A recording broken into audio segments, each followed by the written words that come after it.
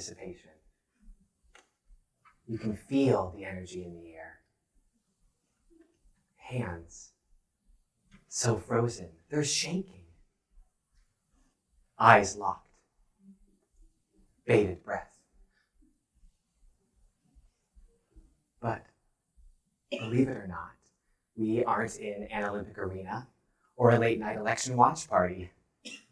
We're in a kindergarten music class. And we aren't about to do a triple sow cow or win the presidency. No, in my music classroom, we're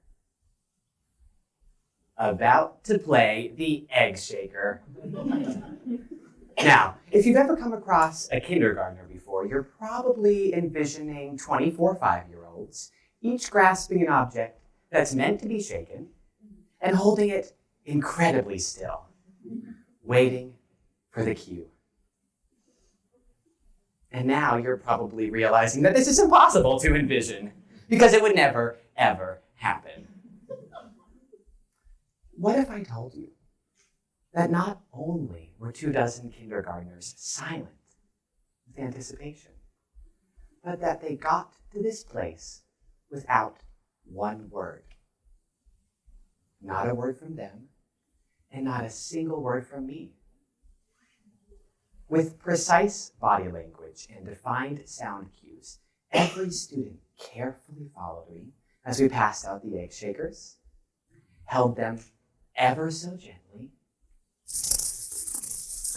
shook them with all our might, explored ways to hold them, created rhythmic patterns with them, and respectfully put them away. And no words were ever said. What power we can hold without words. This phenomenon of nonverbal communication, or the transmitting and receiving of messages without language, is something we do every day, but very rarely consciously consider. Take a minute and think about those funny GIFs you come across all over the internet. And maybe on a rare occasion, maybe you send them a message to your friends. Actually, here are just a couple I've sent recently. Okay, maybe I've sent more than a few. But look at them. No words, no language. Each one telling a dramatically unique story without words. Our minds are built to be receptive to this nonverbal communication. In fact, we unconsciously handle 11 million bits of information a second, taking in our surroundings, noticing our colleagues' expressions, analyzing their tone of voice, while our conscious mind can handle 40 bits of information. It's kind of like those conversations with a friend when your mind starts wandering, but somehow you know exactly what to say when they finish speaking. You weren't listening. Sorry to my friends out there because this has happened before. But you were intuitively taking in their tone, expression, eyes, and body language to make a pretty accurate judgment on how to respond. Think about it a different way. Albert Mehrabian, professor emeritus at UCLA, realized that when we communicate through language, we actually only get 7% of our understanding through the words. We learn a full 55% of someone's intent through body language, and another 38% from their tone and inflection. And if there's ever a disconnect between the two, well, logic tells us we're going to reflexively rely on the 93% nonverbal communication cues to determine someone's true intention. So, we unconsciously handle 11 million bits of information, and 93% of how we communicate is through our body, not our words. So maybe, just maybe, we should know how to utilize this, right? Nonverbal communication can be broken into 4 main factors: environmental, proxemics, kinesics, and paralanguage. When your therapist, and I'm not necessarily saying you have a therapist, I'm sure your life is perfect, but imagine for a moment you have a therapist. who tells you to sit back, relax, take a deep breath, and confide in them. And you are sitting on a wobbly wooden stool in a headache-inducing, brightly lit room with only the white cinder blocks to keep you company. Your unconscious mind is telling you, it's not really that comfortable. That's environmental. The teacher, who notices the troublemakers who sat themselves in the back of the room and heads that way when sharing an assignment and spends the rest of the period near those students. That's proxemics. The warm smile you give when you show someone you love them after an extended time away. That's kinesics. And the quickness with which you speak when you say you're really fine with something, but actually you aren't fine with it at all because it's making you incredibly anxious and you're about to lose your mind. That's paralanguage. After working with children for 10 years, I've realized these factors play a much greater role than my words ever will. Nonverbal communication enriches my classroom and simplifies the process of learning. A lecture on xylophone technique with 5-year-olds leads to slumped bodies and glazed eyes. Because they're 5. Rather, the silent use of my body to demonstrate ideas, the expressions on my face, the use of sounds and pauses, the excitement in my eyes. Now that has that 5-year-old leaning in with anticipation. So, how can you enhance your own nonverbal skills? First, it all begins with silence. Paula Denton, a lifelong teacher and author of numerous books in elementary education, tells us that the skillful use of silence can be just as powerful as the skillful use of words.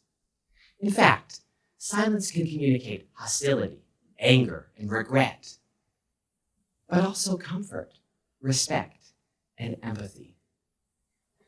When we think about nonverbal communication, we too often forget about the use of silence. Or how about the ease you feel with a friend when you can simply enjoy their company and bask in the silence? Robert Oliver, a professor of culture and communication studies, tells us it isn't through speech or acts, but through silence that the deepest bonds are cemented. Perhaps the next time you're with a colleague, you actively listen instead of interrupt, and pause for a moment when they finish speaking before responding.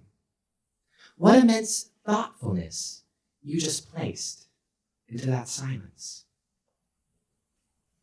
Second, our differences in language are immediately recognizable. If someone speaks to me in a language that isn't English, well, there's no question. This translates to our nonverbal communication too. Take eye contact, for example. Too often, teachers say to students, "Look me in the eye when I'm talking to you." But from Southeast Asia to the Caribbean, it would be insulting for a student to look a teacher directly in the eye. Or, how about the use of touch?